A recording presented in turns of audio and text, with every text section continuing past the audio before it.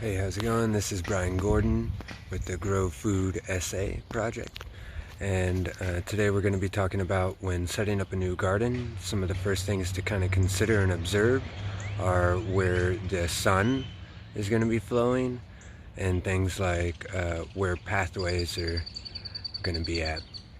One of the first things to kind of consider is if you want full sun, partial sun, or partial shade or full shade. When considering these items, there's going to be several different plants that kind of work within those areas. A lot of plants generally like a lot more sun that allows them to produce the flower and the fruit or the vegetable that we'll want to eat. Some plants actually do better in part shade or even sometimes full shade. So what we're going to look at today is just how the sun moves. So basically it'll start and the sun will rise on the east and it'll be known as the cool sun. So the temperature in the air from that time is going to be a lot cooler from the night before, and so the sun is really just starting to warm up the day, so it's called the cool sun. As the sun starts to set here in the evening, it's known as the hot sun, and the hot sun actually can stress out plants. And that's one thing that we want to be mindful of whenever we're planting, especially in South Texas like this, is the hot sun can actually be really damaging. We want to look at trying to make sure that the hours stay within 6 to 8 hours for full sun. Anything more than that actually might be too much solar radiation and actually stress out the plants and make it harder to grow, evaporate out of the water. Whenever we're looking at things that's part sun, that's maybe closer to 4 to 6 hours, and then even below 4 hours is shade. There's many options that you can kind of grow in various ones there. Calling your local nursery or just finding vegetables that you like and finding which ones go in what locations. It's best to kind of make multiple spaces and just experiment. Really, that's where a lot of the learning comes from. Sometimes you can take a plant and put it in a planter or in a container, and then whenever you can move it around the yard, you can see how it reacts throughout the season. If it's too hot, you can move it and things like that. If you're going to be building a bed, then we want to keep in mind the sun pattern and how it moves. The south facing areas also tend to be a little bit hotter too, so we'll kind of review what to do with that as well. So we're not even in full summer here yet, but you can already see that full sun exposure can actually sometimes stress or wilt some plants, and that's something that you'll have to work for.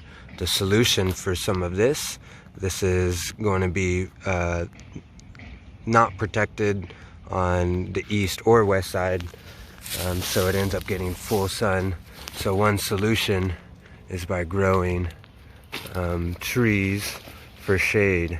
So this whole tree line right here is actually on the west facing side of my garden, and this will allow a wall of trees that can provide shade for this area here so that it can receive morning sun as it comes across the sky, and then hopefully around 6 or 8 hours it'll start receiving shade around here by all of these guild system that is planted up over here. So those are one things to kind of keep in mind, is how to bring shade into the garden and when dealing with issues like South Texas sun. One of the easier solutions is growing close within a shade line. So this is normally covered by my roof in the winter, but as the summer and the arc of the sun starts to change, it actually has a little bit of sun exposure. This will be partial sun, but I'm still able to grow a lot of items here. There's Nasturtiums, Pinapple Guava, cherry.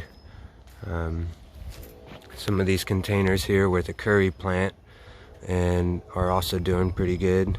We also got grapes that are, hopefully these trees will grow into the sunnier parts, and the actual base of the ground will kind of be protected by the shade.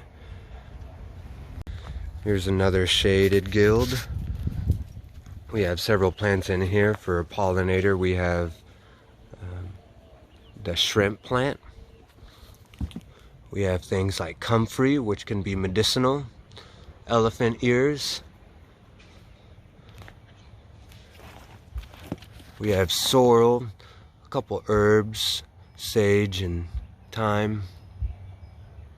And then we have, for our tree that kind of partially works a little bit better in the shade, is sometimes the plums, loquats, things like that. We also have a mountain laurel over here for the nitrogen fixing support species for this tree. And a couple other pollinators. One thing to consider is if you need to bring shade into your garden, finding a tall plant like this castor bean that's only been growing for a couple of months has already gone up to 15 feet or so, and that is providing shade into my garden, in which I can be able to protect some plants as the summer goes. If I need to open any of this up, I can start removing leaves in a chop and drop fashion. Another thing that's been used is sunflowers, because those come up during the hottest points of the summer and will stay there and can protect some of your plants during the vulnerable times of the summer. Here you can see a couple of the plants here doing a little bit better because of some of the shade. So now they're getting their hours for the sunlight for today. Here you can see on the east facing side of the house, there's a small bed that can be installed, and this will only get morning sun. This is still part shade. It only gets a couple of hours and then it's completely shaded by the house. And this back garden, although it's got full sun, can sometimes be a little too hot. We can see some plants already starting to struggle, and that's going to take more water to keep them growing strong.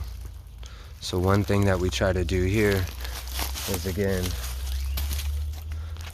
try to provide some future shade. So we have a fruit tree that'll be growing here, as also a moringa that'll be able to provide dapple shade.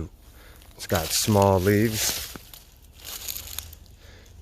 and it can really provide the right amount of shade for plants to still be able to grow. One other thing to do is, this is a south facing wall. It normally would be the hottest wall in the house, but what I'm able to do is put trellis material on it and grow loofahs. Loofahs is a bathing sponge, very productive plant. The young squash can be eaten. As it starts to get bigger, it starts to form a fiber that forms the material for the sponge.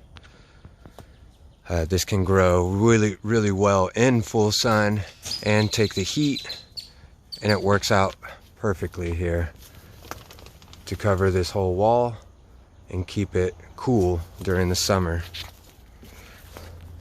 Another plant to consider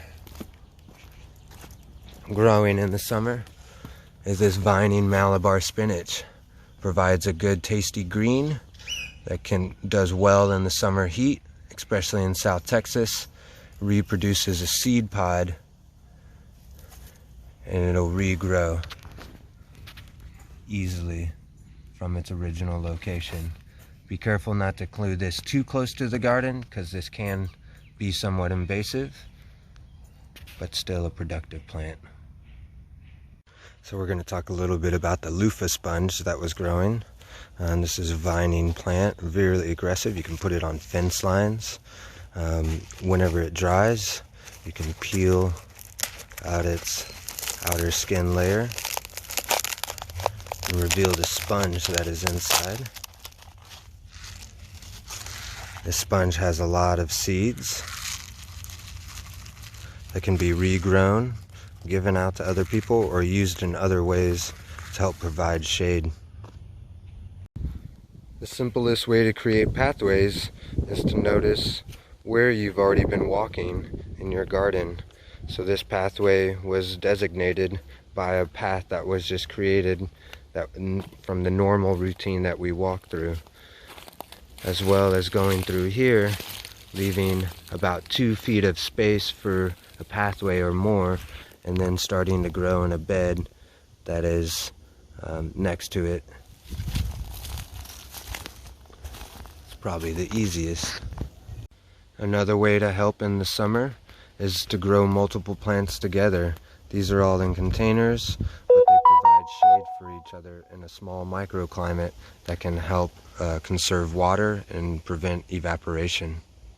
So some of the last things to keep in mind with the sun is basically how the sun will be higher up in the sky during the summer, but during the winter solstice it actually has a lower arc, and it ends up being a little bit more towards the southern facing side.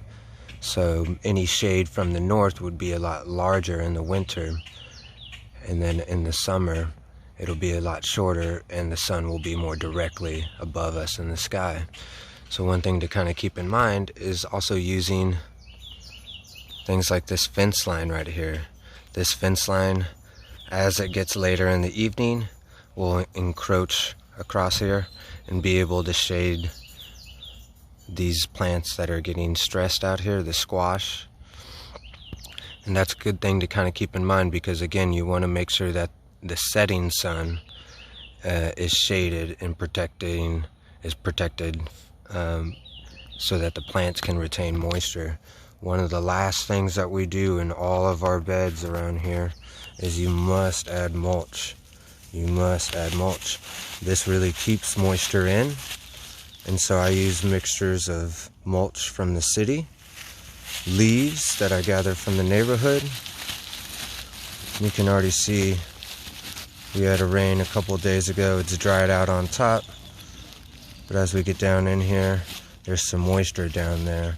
And even right there is from my sheet mulching method. It's cardboard, so we can even go back from the cardboard layer and really see how that moisture is still in the soil. So it's still at the root zone of this plant because of this mulch.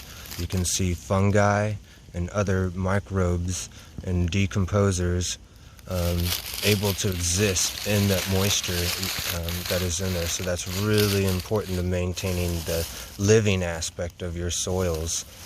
So always use a mulch and cover our soil. We want to make sure that we're adding organic matter constantly to our gardens, and that this is basically a blanket that'll help protect us. So lastly, I'm going to post a photo describing that arc of the sun, and I hope that provides some guidance. Make sure to like and subscribe and tune in for more videos. Thanks. Bye.